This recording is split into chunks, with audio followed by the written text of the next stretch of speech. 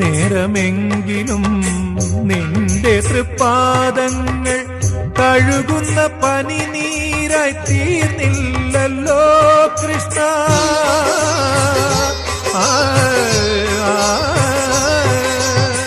ഹൃദയത്തിൻ ശങ്കിൽ ഞാൻ വാർന്നില്ലല്ലോ, അപ്പോഴും നീ കള്ളച്ചിരി ചിരിച്ചു, അവിൽ പൊതിയഴിച്ചു, പുണ്യം പങ്കുവച്ചു.